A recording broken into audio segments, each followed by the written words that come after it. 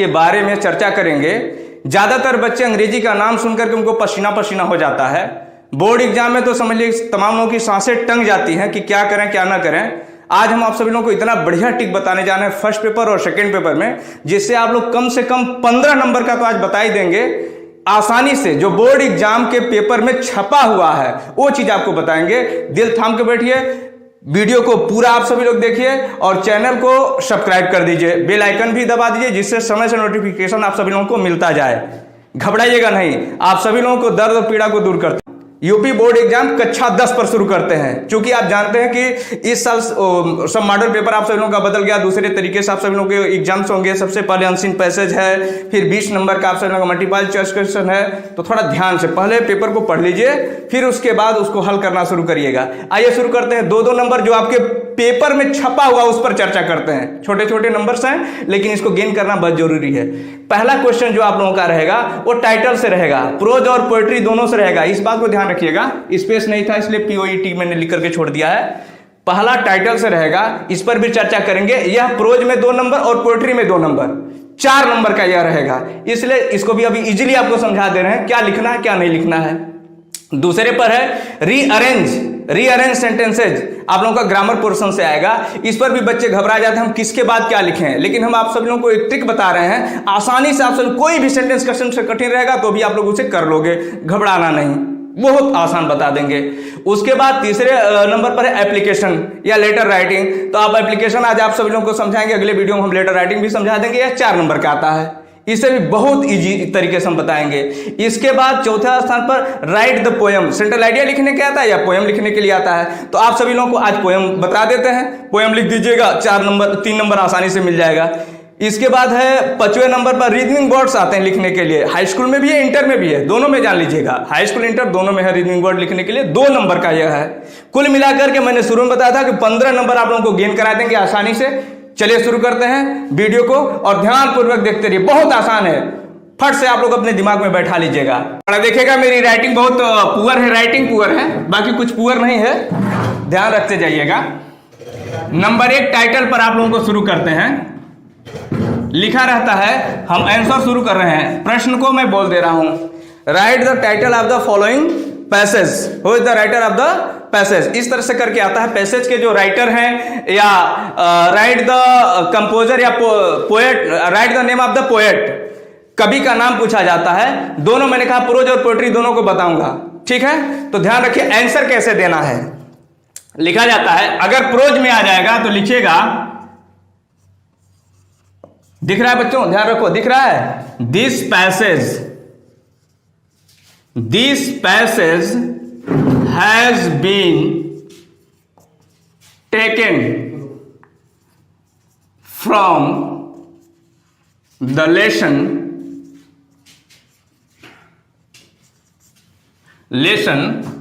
जिस जो भी लेसन का नाम रहेगा, this passage has been taken from the lesson. यहां डबल इन्वर्टेड कामा में लेसन का नाम, मान लीजिए आपका है अ लेटर टू गॉड,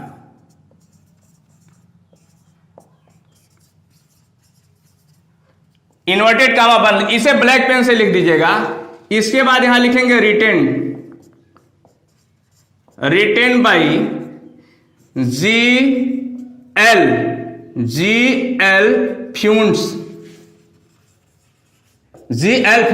इतना लिखने पर किसी भी लेसन का आ जाएगा। पैसेज बढ़िया से पढ़ लीजिएगा कि हाँ कौन से लेसन का है। अगर आपका यह आंसर सही हो गया, समझिए नीचे के सभी आंसर आपके सही होंगे।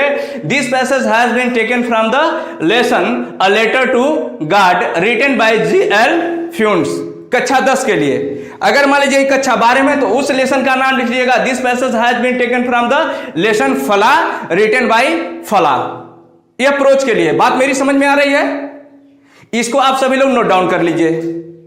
इसके बाद पोएट्री में समझ लीजिए कहां आपको चेंज करना है। पोएट्री में सिर्फ यहां पर पैसेज हटा दीजिए, यहां लेसन हटा दीजिए, यहां पर लिख देंगे this stanza has been taken from the poem high school, यहां पर पोएट उस पोएम का नाम लिख देंगे जिस लेसन से वो लिया रहेगा, और यहां पर भी रिटन बाय कर दीजिए, कोई दिक्कत नहीं है। रिटन बाय उस पोएट का नाम लिख दीजिए, यह चलता है लिटरेचर में। बात समझ में? हाई स्कूल चाहेंगे तो यहां पर लिख देंगे कंपोज्ड बाय, यहां पर रिटन की जगह पर क्या कर सकते हैं, कंपोज्ड बाय अपना। तो आप 2 नंबर पाएंगे टाइटल पर प्रोज से, और 2 नंबर टाइटल लिखने पर पा जाएंगे पोएट्री से, हुए 4 नंबर। हम इस नंबर को गेन कर लिए। क्या यह कठिन है? एक लाइन सिर्फ आपको रट्टा मारना है, बहुत ज्यादा इसमें परिश्रम नहीं करना। This stanza has been taken from the poem, this passage has been taken from the lesson. Poem को लेसन बना देना है। किसी को कोई डाउट है? Any question? Good, very good. Next पर चलते हैं, रीअरेंज पर चल लेते हैं हम लोग। ABC करके रीअरेंज पर 2 नंबर मिलेगा आप सभी लोगों को, ध्यान रख लीजिएगा। हाई स्कूल के बच्चे इस पर गौर करेंगे। 3 नंबर दिया रहेगा, 3 क्वेश्चन, 1 2 3 करके, इसमें से किसी 1 या 2 को आपको करना रहेगा। और बच्चे घबरा जाते हैं, कट करिए, पहले उसको लिख लेने दीजिए। सेंटेंस हम लिख देते हैं जैसे आपके बोर्ड एग्जाम में आया हुआ, 110% आया। बस ये जरूरी नहीं था यही सेंटेंस जो मैं लिखने जा रहा हूं, लेकिन इसी से संबंधित सेंटेंस आपके बोर्ड एग्जाम में आया हुआ है।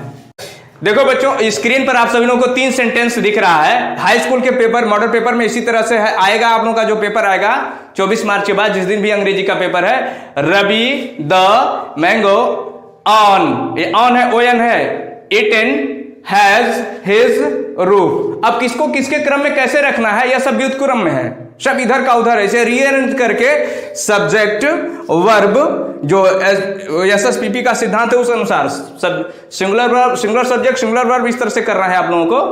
और फिर दूसरा है विद नाइफ और an old lady cut an Apple.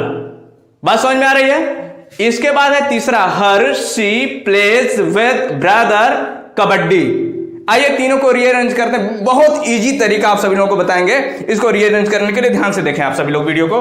हम आप लोगों को बच्चे बताते हैं, सबसे पहले इतना तो अगर आप लोग हाई स्कूल का पेपर देने जा रहे हैं, इंटरमीडिएट का पेपर देने, इतना तो आप लोगों को जानकारी होगा कि किसी भी सेंटेंस में सब्जेक्ट होता है, वर्ब होता है, अदर वर्ड्स होते हैं। इतना तो आप सभी लोगों को जानकारी है। तो आप सभी लोग कुछ न करिए, चोरों के सरदार वर्ब को पकड़ लीजिए।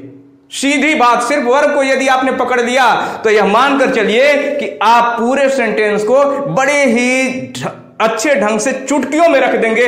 1 मिनट भी नहीं लगेगा एक सेंटेंस को पूरा करने के लिए। चलिए देखते हैं। पहला सेंटेंस है यह, Ravi the mango and eaten has his roof. देखते हैं इसमें वर्ब कौन है।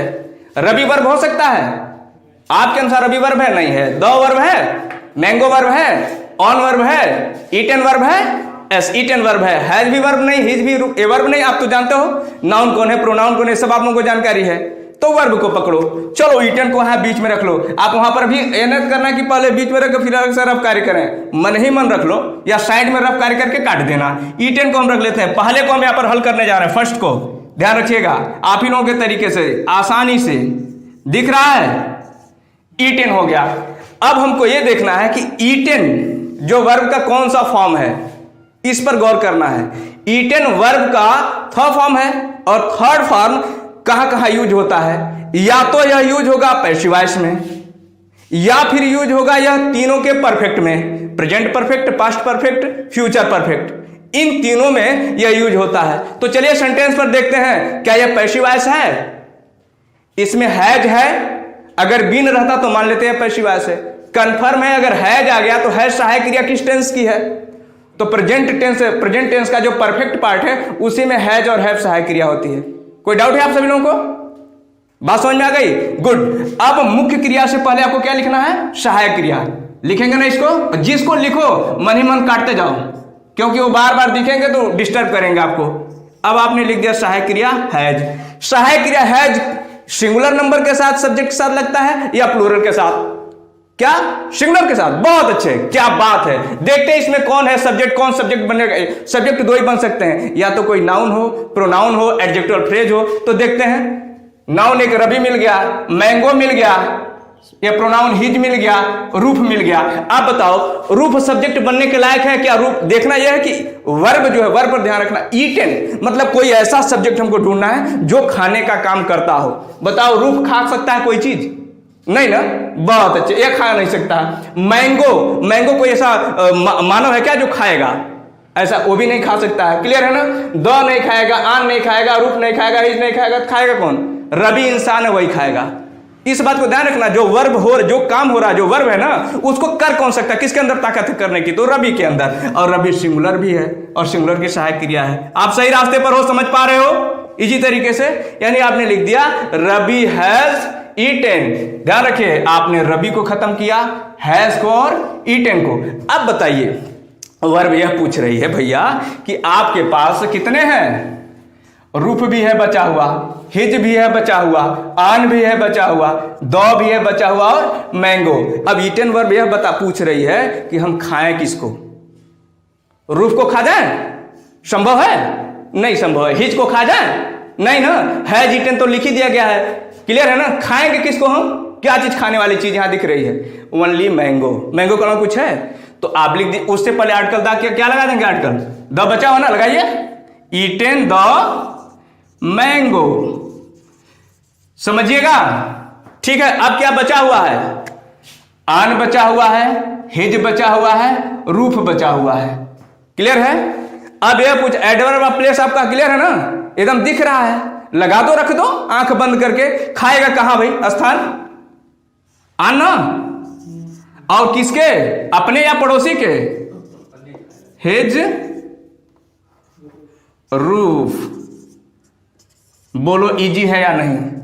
आप सिर्फ चोरों के सरदार को आपने पकड़ा, ईटन को ईटन बता दिया, हम इस फार्म ने बता दिया कि हमको सहायक क्रिया क्या चाहिए, सहायक क्रिया ने बता दिया हमको सब्जेक्ट कौन चाहिए, ईटन बता रहा कि हमारा ऑब्जेक्ट कौन होगा।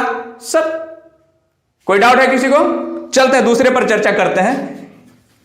दूसरा नंबर, दूसरा है with knife a an old lady cut an apple. क्या इसमें भी आपको वर्ब बताना पड़ेगा? कौन है? कौन है verb? Tell me. Cut. Cut को बीच में रख लो। कट, काटना। कट मीन्स क्या होता है? काटना, वो भी दांत से नहीं, धारदार चीज से। अब बताइए, काटने का काम कौन कर सकता है? एप्पल कर सकता है, एन कर सकता है, लेडी कर सकती है। इसमें से कौन करेगा? वर्क जो करेगा वह है महिला। और महिला की विशेषता क्या हो सकती है? बुढ़ा चाकू तो होगा नहीं। ओल्ड शब्द जो लगा हुआ है वह चाकू नहीं बुढ़ा होगा, एप्पल नहीं बुढ़ा होगा। कौन बुढ़ा हो सकता है? बुढ़ा बुढ़ी लेडी हो सकती है। तो इसकी विशेषता उससे पहले, और आप जानते हो कि उसमें आर्टिकल वाले में इससे पहले क्या आर्टिकल लगेगा? किसी को कोई डाउट है? किसी को कोई डाउट है? बहुत अच्छे। तो कहां से शुरू करें? N old lady. कट को थोड़ा करीब में लाइए। अब ये काट रही है, क्या काटेगी भाई? मैंने इन सबको खत्म कर दिया। काट करने, अन को काटेगी, एप्पल को काटेगी, अ को काटेगी, नाइफ को काटेगी या विद को काटेगी? क्या काटेगी? कटेगा क्या चीज? तय है। अब यही बचे हैं कटने के लिए। और इससे पहले आर्टिकल क्या लगता है भैया? अन लगता है। आप सबको जानकारी है ना? कट अन एप्पल। ठीक है। अच्छा, इनको भी खत्म करो। अब क्या क्या बचा? अ बचा है, नाइफ बचा है, विद बचा है। अब बताओ, चाकू से, कलम से, तलवार से, गदा से, तीर कुछ भी रहता है, भाला से, तो कौन से प्रीपोजिशन का प्रयोग करते हैं आप? विद का। क्लियर है ना? बहुत अच्छे। विद। अब बच्चे हैं, लगेंगे कि नहीं लगेंगे? और कौन काट रहा है? किससे कट रहा है? नाइफ से ना? वेरी गुड, समझ में आ गया? वाह, शाबाश। 2 नंबर देखिए, 2 नंबर के लिए बहुत ज्यादा जद्दोजहद नहीं करना, आसानी से। तीसरा है, क्या है? Her she plays with brother kabaddi. बहुत छोटा सा। इसमें मेन वर्ब कौन है? प्लेज है। प्रेजेंट इंडेफिनिट, मुख्य क्रिया में शेष लगा हुआ प्रेजेंट इंडेफिनिट। यह तय है कि इसका जो सब्जेक्ट होगा सिंगुलर होगा। बताओ, ब्रदर भी सिंगुलर है। हेलो, ब्रदर भी सिंगुलर है, शी भी सिंगुलर है। बात मेरी समझिएगा। अब हम फंस गए या आप भी फंस गए कि हम शी को सब्जेक्ट बनाए या ब्रदर को। ध्यान रखना, लेकिन यहां पर एक पॉजेसिव केस हर भी लगा हुआ है, इस बात को ध्यान रखिएगा। अब पॉजेसिव केस के साथ जब भी आता है तो नाउन आता है, न कि प्रोनाउन आता है। ये आप सभी लोग जानते हो, हम भी जानते हैं, सभी लोग जानते हो ना। क्लियर है? यानी कि हमको ब्रदर को नहीं सब्जेक्ट बनाना है, किसको बनाना है? शी को बनाना है।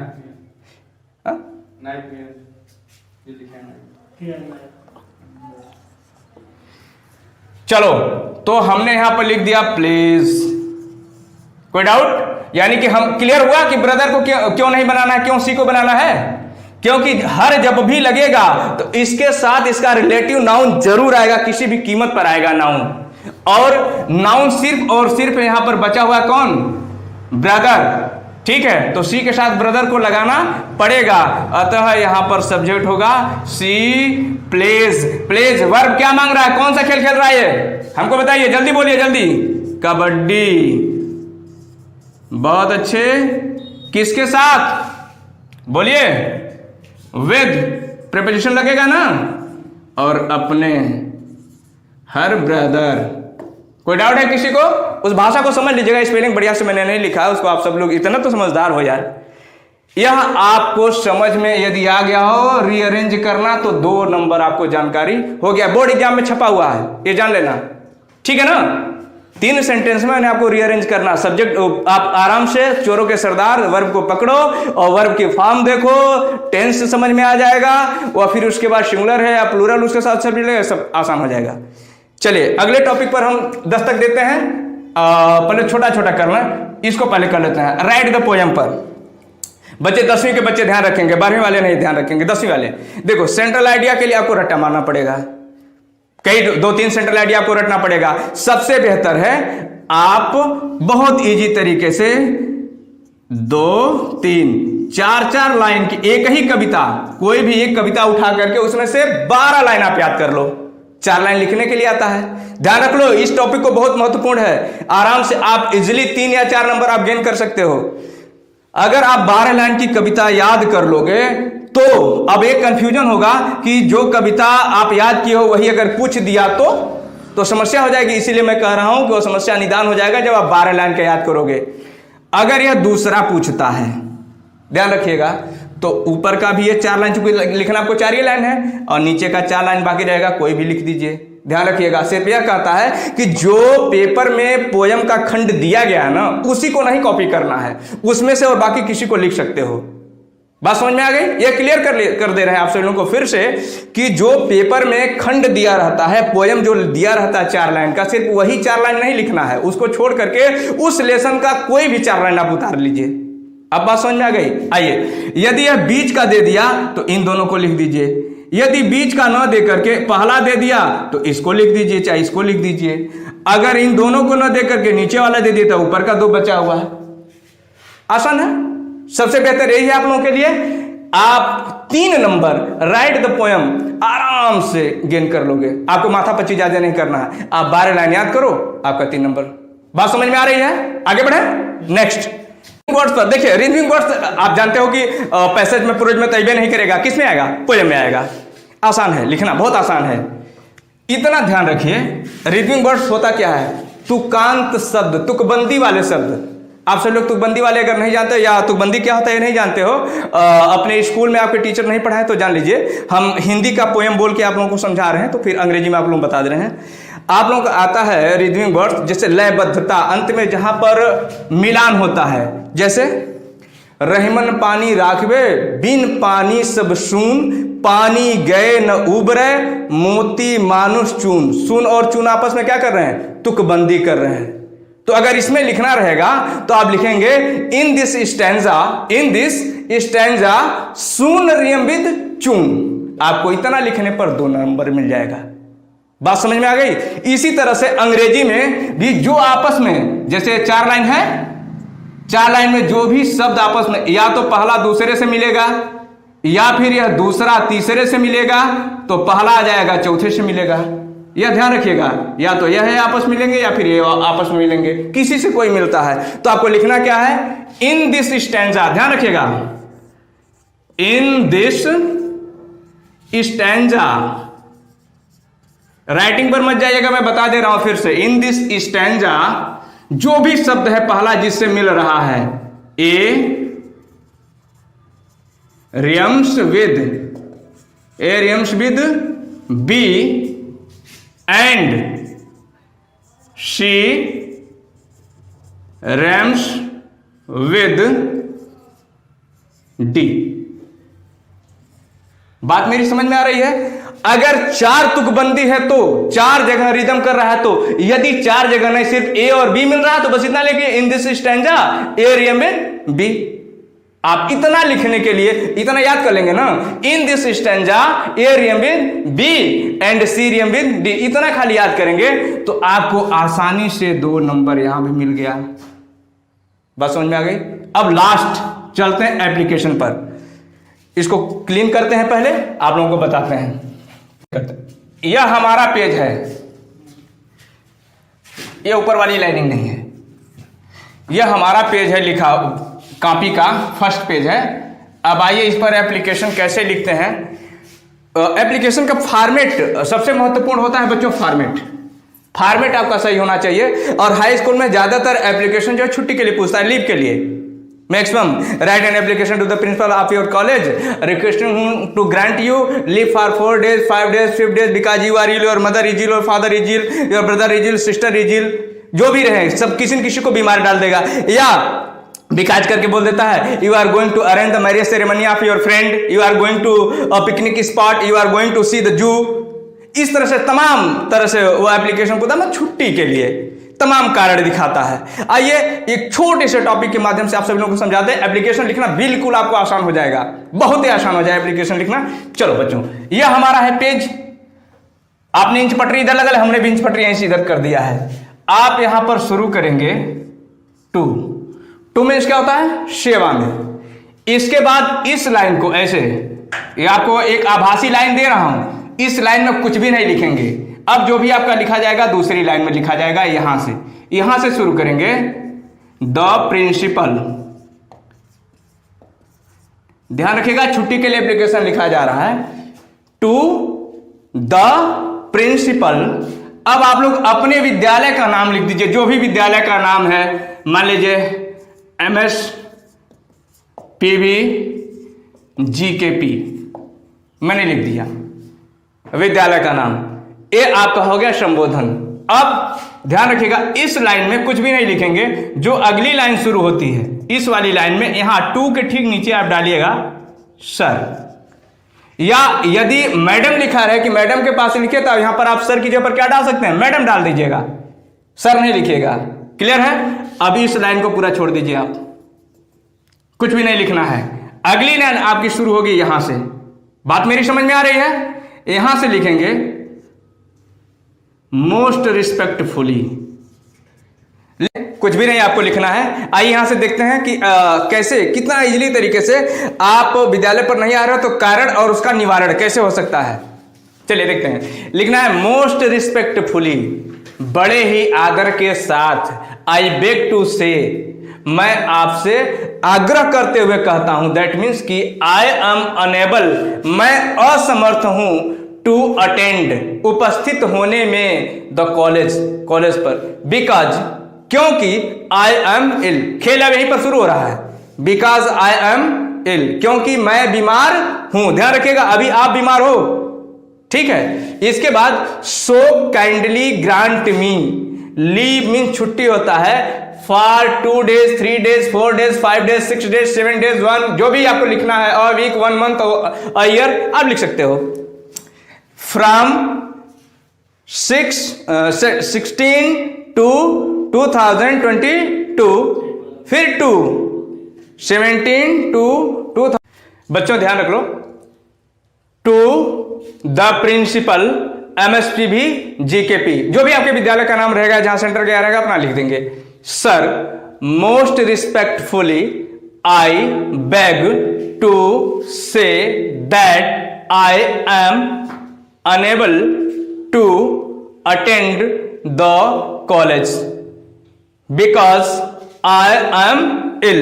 ध्यान रखिएगा फर्स्ट टाइम आप बीमार पड़ने जा रहे हो, because I am ill, because I am suffering from fever, जो भी है। So kindly grant me leave for 2 days, 2 days, 3 days, 4 days, 5 days, 6 days, a week, 2 week, जो भी है कर लेंगे आप, जितना दिया रहेगा इन्हें अपनी मर्जी से मत कर लेना। फ्रॉम इतना टू इतना, दिखाई दे रहा है आप लोगों को। I will be thankful to you, your obediently XYZ, नाम चूंकि लिखना नहीं रहता है। क्लास 10 सेक्शन ए, आप यहां पर डाल देंगे डेट। ये है आपका फॉर्मेट एप्लीकेशन राइटिंग का। इसको ढंग से आप सभी लोग पहले उतार लीजिए, नोट डाउन कर लीजिए, स्क्रीनशॉट ले लीजिए। फिर हम आगे समझाते हैं कि एक एप्लीकेशन से कैसे आप कई एप्लीकेशन, 10 एप्लीकेशन तैयार करेंगे। सर्वप्रथम छुट्टी पर आइए, बीमारी पर। अभी यहां देखिए कहां बदलना कहां है, बस उसी को वही ट्रिक समझ लीजिए आप। अगर दिया हुआ कि आप बीमार हो तो आप इसको लिख दोगे। अगर दिया हुआ आपके पापा बीमार हैं तो यहां पर लिखेंगे, सिर्फ यहां हटा दीजिएगा। आई एम इल की जगह पर लिख देंगे, इसको आप डब्बे में कर दीजिए। यहां पर लिखना, मैं यहां लिख दूं, आप सभी लोगों को दिखाई देगा, यहीं पर लिखना है इसको। यहां पर लिख देंगे अगर आपके पापा बीमार हैं, माई फादर इज इल। बात मेरी समझ में आ रही है? फादर बीमार है तो फादर इज, मदर बीमार है तो my mother is ill, my sister is ill, my brother is ill, my grandfather is ill, my grandmother is ill. कोई भी आपके घर खानदान में बीमार पड़ता है तो उनको बीमार डाल दो, 2-4 दिन की छुट्टी ले लो, जितना उसमें छुट्टी के लिए कहा गया है। बात समझ में आ गई? ये तो होगा बीमारी पर। अब टॉपिक चेंज, अब आप बीमार नहीं हो। Write an application to the principal of your college because you are going to attend the marriage ceremony of your friend. आप अपने मित्र के विवाह समारोह को अटेंड करने के लिए जा रहे हो, तो क्या करना है?